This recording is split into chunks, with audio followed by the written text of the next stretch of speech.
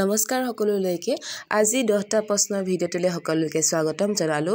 প্ৰথম প্ৰশ্নটো হৈছে অসমীয়া ভাষাত কোনে ৰামায়ণ ৰচনা কৰিছিল? অপচন আছে ৰাম সৰস্বতী, মাধৱ কন্দলী, শংকৰদেৱ আৰু লক্ষীধৰ শৰ্মা। শুদ্ধ অপচনটো কমেণ্টত আপোনালোকে জনাব।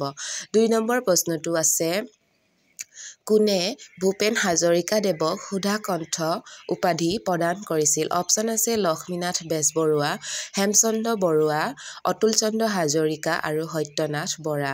শুদ্ধ অপচনটো হ'ব অতুল চন্দ্ৰ হাজৰিকাদেৱে ভূপেন হাজৰিকাদেৱক সুধাকণ্ঠ উপাধি প্ৰদান কৰিছিল। 3 নম্বৰ প্ৰশ্নটো আছে গুৱাহাটী বিশ্ববিদ্যালয়ৰ প্ৰথম উপাচাৰ্যজনৰ নাম কি? অপচন আছে কৃষ্ণকান্ত সন্দিকৈ, ডক্টৰ সূৰ্য কুমাৰ ভূঞা, বিৰিঞ্চি কুমাৰ বৰুৱা আৰু এজনো নহয়। শুদ্ধ অপচনটো হ'ব গুৱাহাটী বিশ্ববিদ্যালয়ৰ প্ৰথম উপাচাৰ্যজনৰ নাম হৈছে কৃষ্ণকান্ত সন্দিকৈ। 4 নম্বৰ প্ৰশ্নটো আছে গোপীনাথ বৰদলৈক কোনে লোকপ্ৰিয় উপাধিটো প্ৰদান কৰিছিল? অপচন আছে ডক্টৰ ৰাজেন্দ্ৰ প্ৰসাদ, সুভাষ চন্দ্ৰ বসু, মণিৰাম দেৱান আৰু জয়ৰাম দাস। শুদ্ধ অপচনটো হ'ব জয়ৰাম দাসদেৱে গোপীনাথ বৰদলৈক লোকপ্ৰিয় উপাধিটো প্ৰদান কৰিছিল।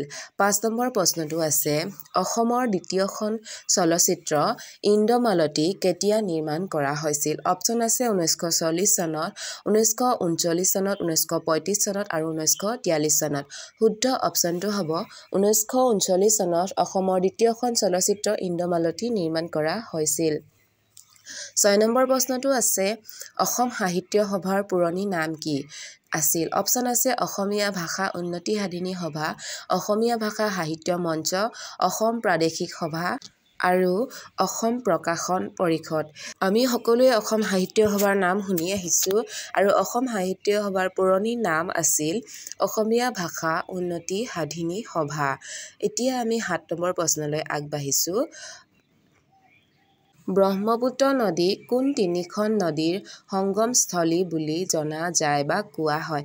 অপচন আছে লোহিত, দিবং, দিচাং, সোৱণশিৰি, দিহিং দিচাং, দিহিং দিবং লোহিত আৰু দিহিং দিচাং লোহিত। শুদ্ধ অপচনটো হ'ব দিহিং দিবং লোহিত।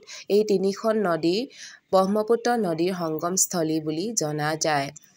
8 নম্বৰ প্ৰশ্নটো হৈছে অসম ছাত্ৰ সন্মিলনীৰ প্ৰথম সভাপতি কোন আছিল? অপচন আছে নৱকান্ত বৰুৱা, লক্ষ্মীনাথ বেজবৰুৱা, হোমেন বৰগোহাঞি আৰু এজনো নহয়। শুদ্ধ অপচনটো হ'ব অসম ছাত্ৰ সন্মিলনীৰ প্ৰথম সভাপতি আছিল লক্ষ্মীনাথ বেজবৰুৱা। 9 নম্বৰ প্ৰশ্ন লোৱা হৈছে চিৰচেনেহী মোৰ ভাষা জননী এই গীতটো কোনে ৰচনা কৰিছিল? অপচন আছে মিত্ৰদেৱ মহন্ত, জ্যোতিপ্ৰসাদ আগৰৱালা, নিপ বৰুৱা আৰু ওপৰৰ এজনো নহয়। মিত্ৰদেৱ মহন্তদেৱে চিৰচেনেহী মোৰ ভাষা জননী এই গীতটো ৰচনা কৰিছিল। 10 নম্বৰ প্ৰশ্নটো হৈছে আজিৰ ভিডিঅ'টোৰ শেষৰ প্ৰশ্নটো হৈছে মহাপুৰুষ শংকৰদেৱৰ গুপ্ত নাম কি আছিল? অপচন আছে বিপ্ৰবৰ, গংগাধৰ কায়স্থ, অনন্ত কন্দলী আৰু এজনো নহয়।